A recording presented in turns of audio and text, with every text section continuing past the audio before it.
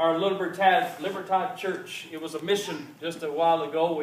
We just organized it this past year. This year we organized 5 new churches. Amen. Belize District. We have a total of 75 churches, 54 organized churches, 21 mission churches, and 75 churches. We organized 5. Libertad was one of those churches that was just organized this year. Rosario came, and the little mission church, they don't even have a building. They just have a shed.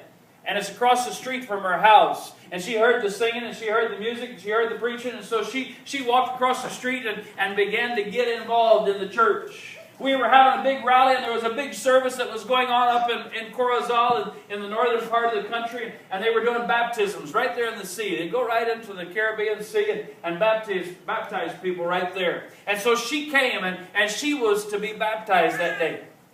Well, as I was a part of the baptismal service and things, I noticed Rosario, and I noticed that she had a big bruise on her face, right around her eye.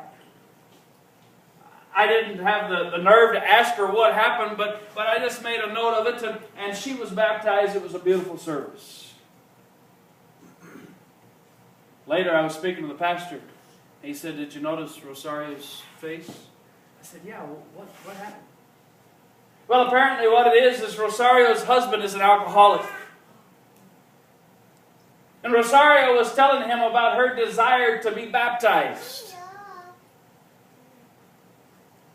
And her husband told her, "If you go and get baptized, when you come home, I'm going to beat you." And so Rosario said, "You might as well go ahead and beat me now, because I'm going to get baptized." And you know what? He beat her. And you know what? She got baptized. Because she was willing to persevere. She was willing to persist. She was not willing to quit, not willing to give up. And even though the opposition came from her own family, came from her own husband, she would not give up. She would not stop. And that's what we find in this story here in Ezra chapter 4. The people of God, they are facing opposition. They are facing frustration from family, from friends, from people that surround them. But they refuse to give up. And if there's any